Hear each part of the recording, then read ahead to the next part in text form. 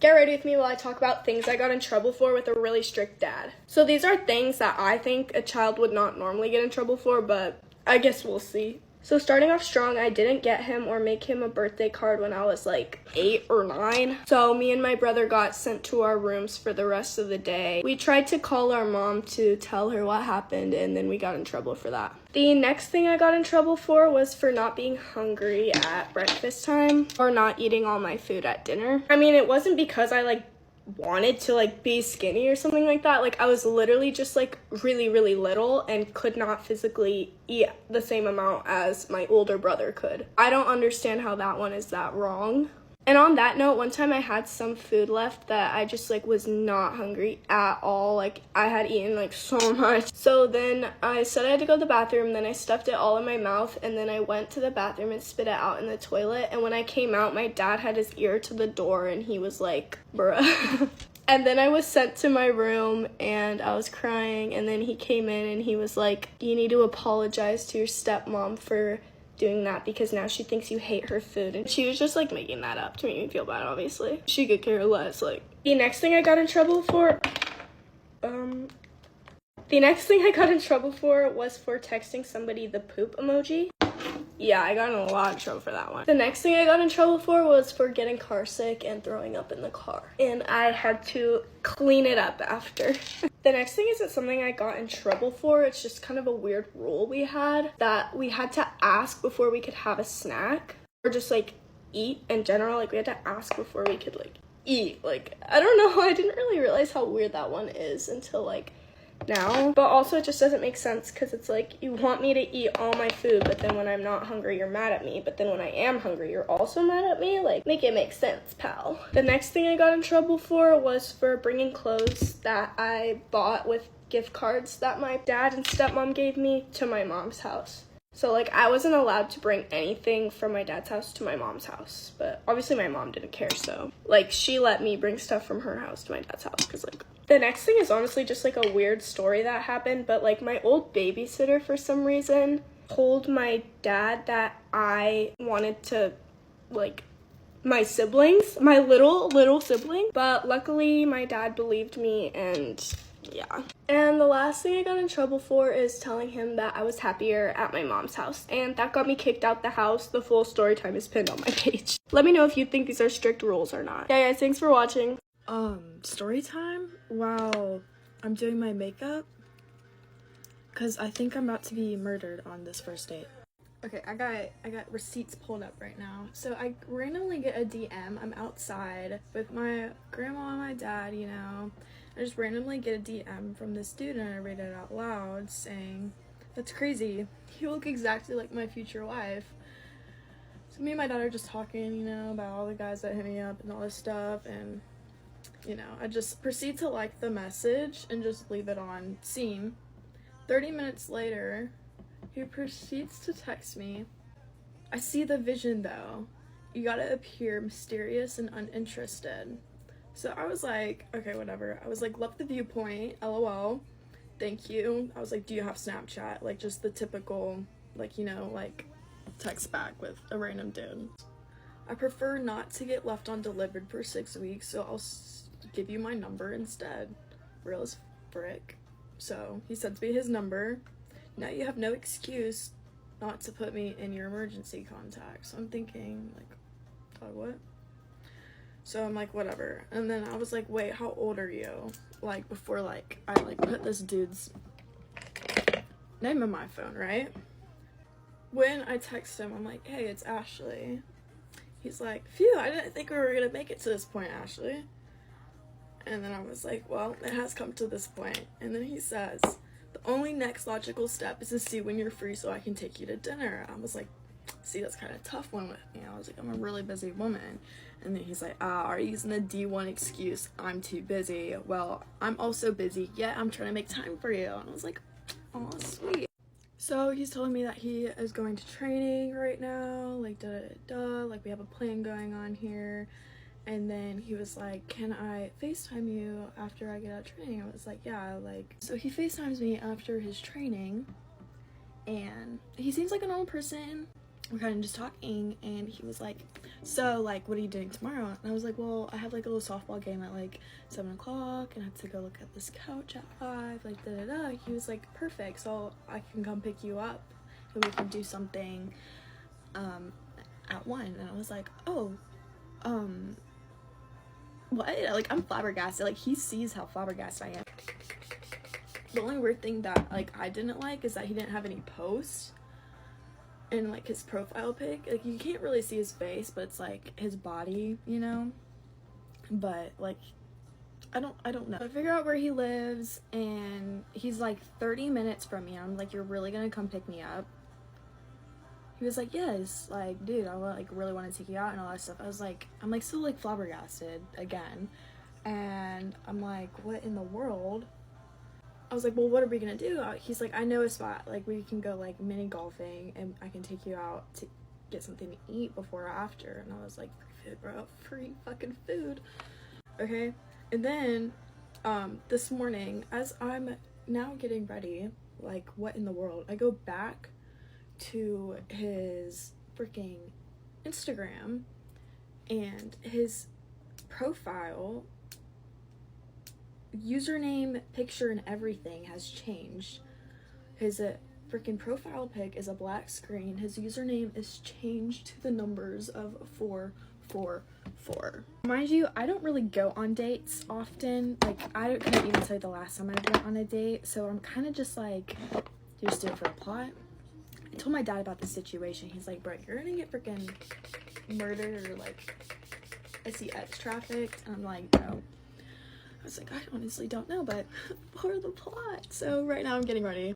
I personally just think it's weird that like he just changed his entire like profile and username and everything. Like, I don't know. I'm about to probably FaceTime him. Why should it be like not him? Bro, I'm like really scared. So wait, actually I'm gonna FaceTime him right now. Okay, I literally just got off the phone with him. I just FaceTimed him, so we're good. We're all set. He's a normal human being, and the only reason why he said apparently he changed all his social medias to that. I don't really know. I was literally straight up, and I was like, "You're not gonna murder me, right?"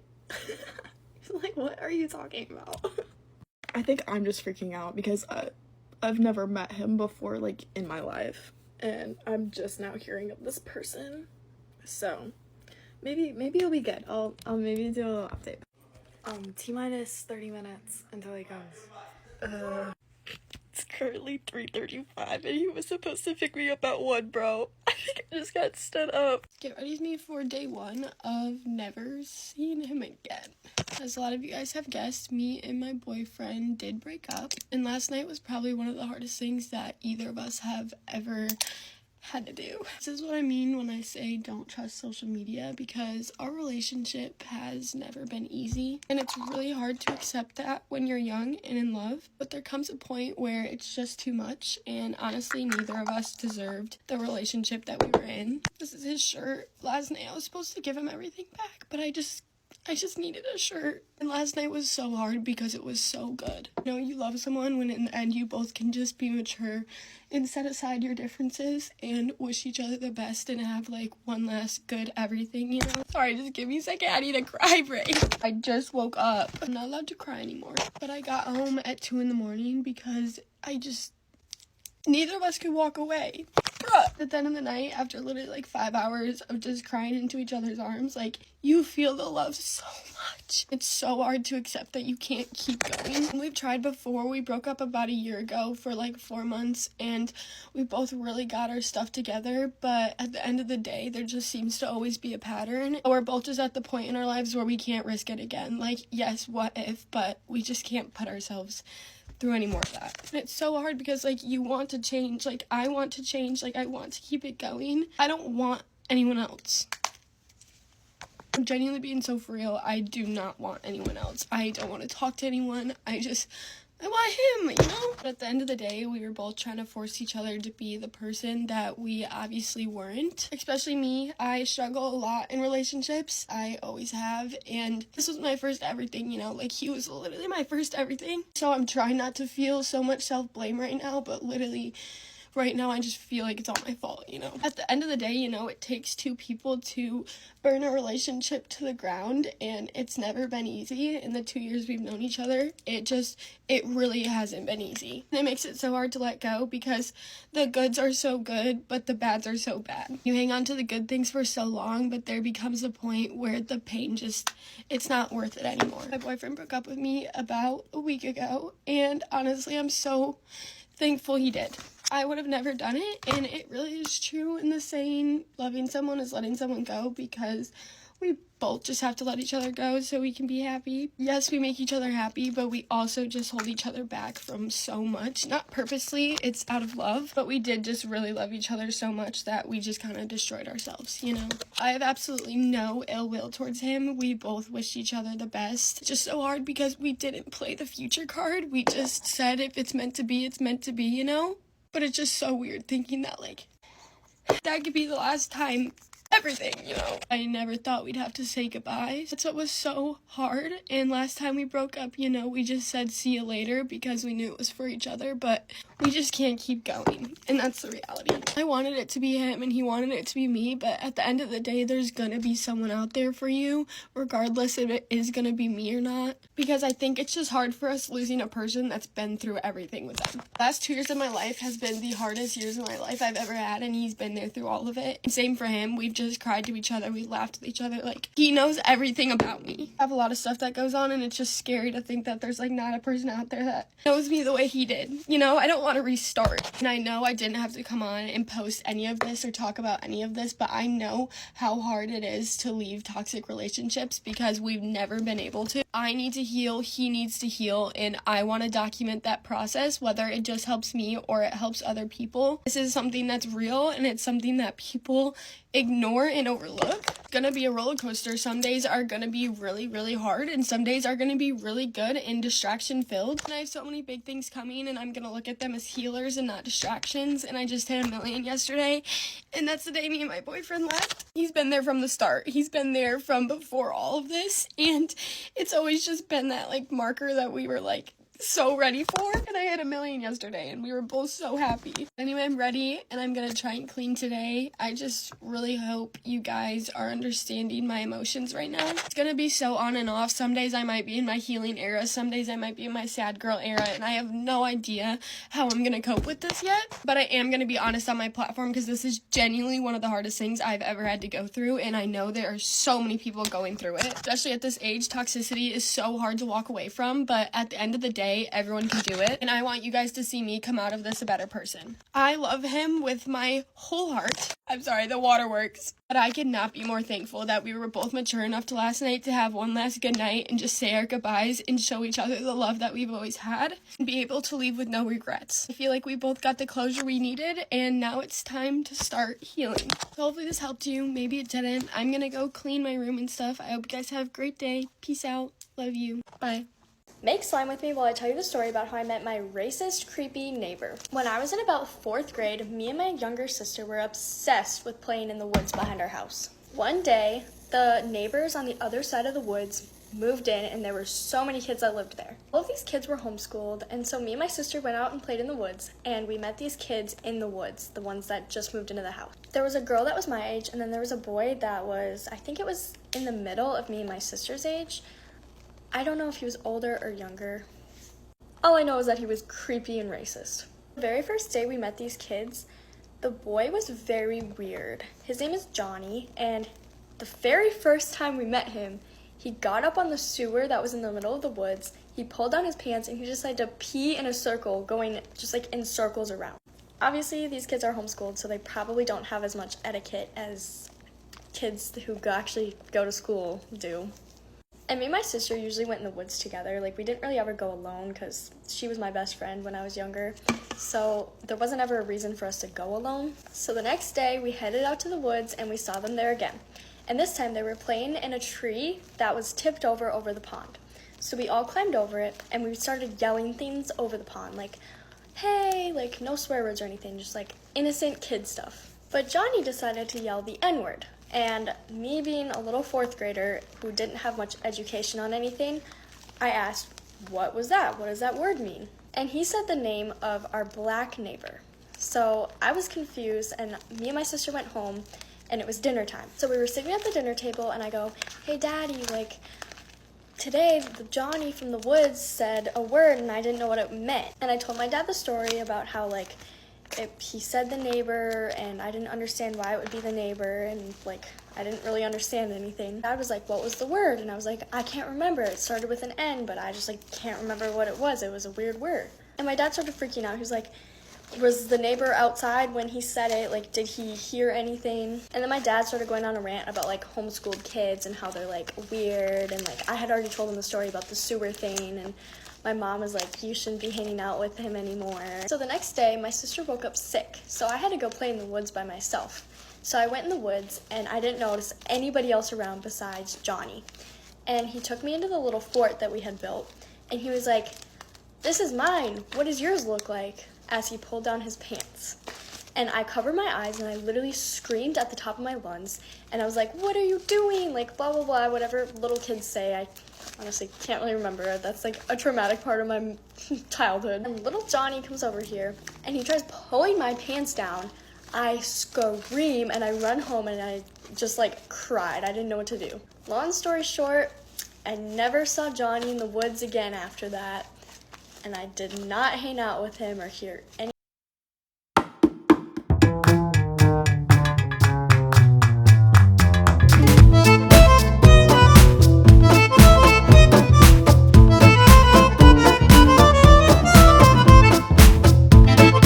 Since school is out and I graduate next week, let's tell the story of the time one of my exes asked if he could spend Valentine's Day with his girl best friend. Just to set the tone, this is probably one of the worst relationships I've ever been in. We're gonna call the guy Tyrone and then his girl best friend Sandy. So Sandy and Tyrone became best friends after me and Tyrone were already together.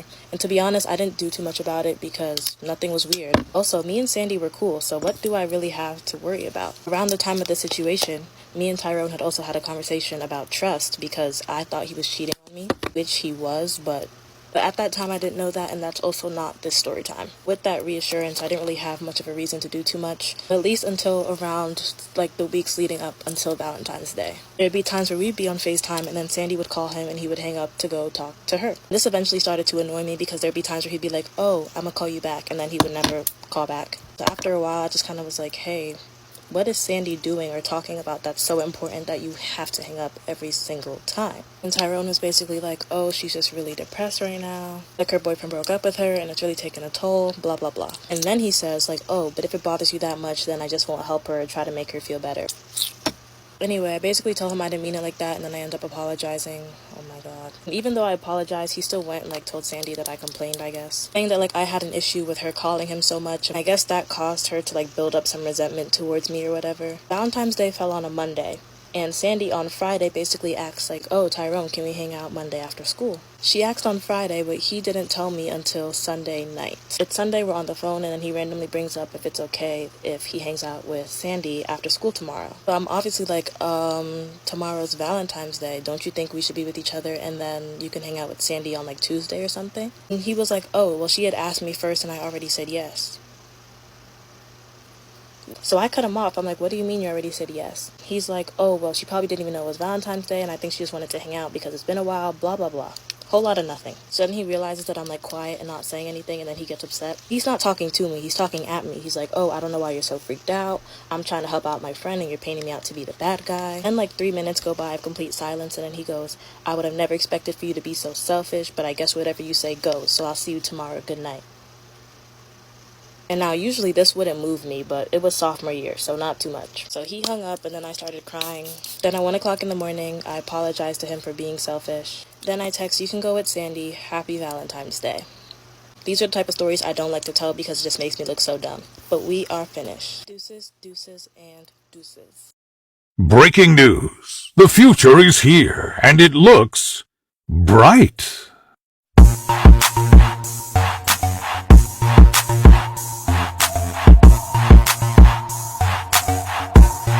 Get ready with me for a sleepover while I tell you guys how I got jumped at my last sleepover. Just kidding, y'all thought I got jumped? But I almost did actually get jumped, but this was like a couple years ago, so let me tell you guys the story. So this was like in like 4th or 5th grade, I can't really remember, and it had like a big friend group. It was like 6 of us, and we all decided to have a sleepover at this one girl's house. Joe, we were the friend group that always argued and then got back cool. So our messy selves at one sleepover, all in one house, yeah, something was definitely about to happen. Okay, so basically as soon as we get there, you know, it was cool at first, and then of course 2 of the girls start arguing. I don't even know why. Me being the messy person I am, I start recording and they're not even fighting, like they're just arguing. So girl, put your phone down. But then again, I was in like 4th grade, so if anything popped off, I was just gonna record. Like, so once they start arguing, then they started getting physical. Like they started punching and hitting each other and they start fighting. They're done, you know. I don't know what they were doing. You could just see me I was just in the corner just recording. Like, I don't know. One of the girls that got punched in the stomach and can barely breathe, she was huffing and puffing. She starts getting mad at me, talking about some, Kaya, put your phone down, why are you recording? Okay, yeah, I shouldn't have been recording because it was very unnecessary, but girl, don't take your anger out on me just because you got punched in the stomach. My best friend, Erica, she was recording as well, and so she goes to Erica and was like, you too, girl, I don't know why both of y'all are recording, da-da-da-da, and she started walking up on us. I'm just like, girl, is it that serious? Like, calm down, like, we're not gonna send it to nobody. And the other girl rises up because she was on the ground just getting beat up, and she's like, yeah, I don't know why y'all are recording, da-da-da. Huh? Girl, wasn't y'all just fighting? Don't try to game up on me and my best friend. Oh, they start walking up into our faces. We're going back and forth, arguing, and then her mom comes downstairs. Mom tells us to shut it down, go to bed, and we turn on a movie and just go to bed because it was just too much going on. The next morning, she has this, like, event. I'm just like, okay, if you had an event, then why are you having a sleepover the day before? And then the next morning, she leaves us at her house. 5 of us are in the house, home alone, in her house. And she got mad at us because we didn't clean up. Left us at your house. But now I'm best friends with the girl, so Adriana, I love you so much. Don't get offended, girl. It's just a story time. But yeah, guys. Love you guys so much, and I'll see you in the next video. Bye, y'all, for the gospel.